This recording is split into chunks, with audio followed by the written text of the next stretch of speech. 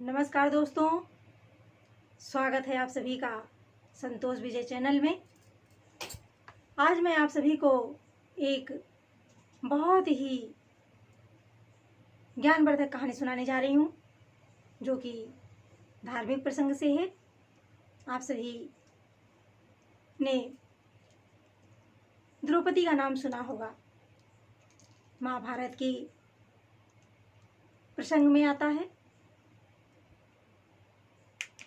एक समय की बात है, द्रौपदी सुबह सुबह यमुना स्नान करने के लिए गई हुई थी। स्नान कर रही थी, तभी देखा कि एक संत जी यमुना जी में स्नान कर रहे हैं। और जब उन्होंने स्नान कर लिया, बाहर निकलने लगे और जैसे ही वो अपने कपड़े के पास जा रहे थे, तभी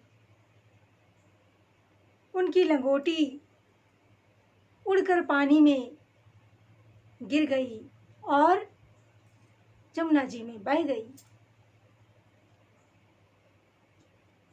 अब वो बेचारे, उनके पास कोई दूसरा वस्त्र नहीं था। जो लंगोटी पहने थे वो भी फटी थी। सोचा अब क्या करूं। बेचारे बड़े दुखी हुए। देखा कि सुबह होने को है, अभी घाट पर बहुत सारी भीड़ हो जाएगी, बहुत सारे लोग आ जाएंगे। क्या करें, कहाँ जाएं? बड़े चिंतित, बड़े परेशान बेचारे जल्दी जल्दी पानी से निकले और पास की झाड़ी में जाकर छुप गए। द्रौपदी जी देख रही थी। द्रौपदी जी से रहा ना गया। सकुचाते हुए द्रौपदी जी बाबा जी के पास चली गईं और अपनी साड़ी का आधा भाग फाड़कर संत जी के सामने देते हुए कहा, बाबा जी, मैं आपकी सारी बातों को समझ गई हूँ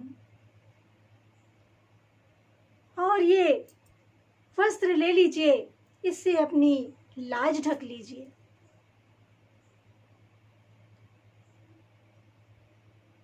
बाबा जी ने सकुचाते हुए थोड़ा सा संकोच भी किया, लेकिन करते क्या, बड़े दुखी थे। उन्होंने कहा, हाँ बेटी दे दो, और ले लिया और आशीर्वाद दिया, बेटी आपने आज हमारी लाज ढकी है। जब कभी भी आप मुसीबत में होंगी तो आपकी लाज को भगवान ढकेंगे। ऐसा आशीष दिया। संत तो होते ही हैं बड़े सरल, बड़े भावुक और आनंदमय होते हैं।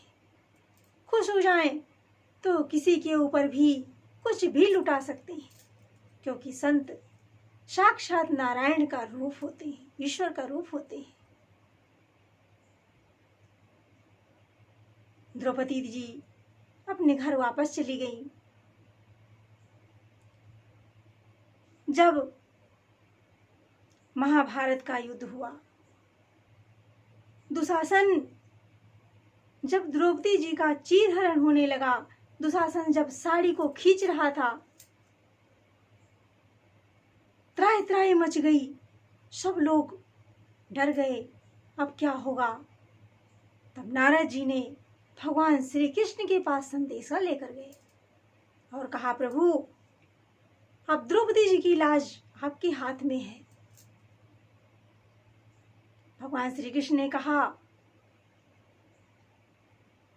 कि मैं तो,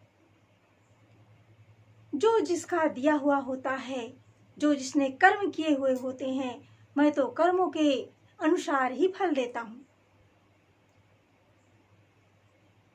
देखो, द्रौपदी ने कभी जीवन में कोई अच्छा कर्म किया है? तब देखा गया तो एक दिन का कर्म जो संत जी को अपनी आधी साड़ी फाड़ कर दी थी वो सामने दिख गया। फिर क्या था, भगवान श्री कृष्ण स्वयं साड़ी बनकर द्रौपदी के शरीर से लिपट गए और उन्होंने साड़ी बनकर द्रौपदी की लाज रख ली। कहा कि सारी बीच नारी है कि नारी बीच सारी है, सारी ही की नारी है कि नारी ही की सारी है। संदेह अलंकार आप लोगों ने पढ़ा होगा, उसका ये एक छोटा सा उदाहरण है कि सारी बीच नारी है कि नारी बीच सारी है, सारी ही की नारी है कि नारी ही की सारी है। तो भगवान को कुछ भी देने में देर नहीं लगती, लेकिन जो हमने कर्म किए हैं, जो हमने बीज बोए हैं, फल हमको उसी का मिलना है, अपने कर्मों के हिसाब से ही मिलना है। तो मेरे प्यारे दोस्तों, जैसे द्रौपदी की लाज भगवान ने रखी, इसी तरह से हम सभी को भी जीवन में हमेशा अच्छे कर्म करते रहना चाहिए। अच्छे कर्म करेंगे तभी मुझे अच्छे उसके फल भी मिलेंगे, क्योंकि बोया पेड़ बबूल का आम कहाँ देखा है। यदि हमने बबूल का पेड़ बोया है तो हमें आम नहीं मिलेगा।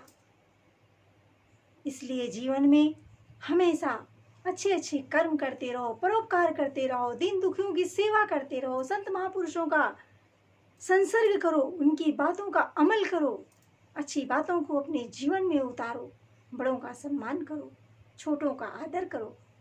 यही हमारी शिक्षा नीति होती है, यही हमारे संस्कार होते हैं, यही हमारे धर्म में बताया जाता है।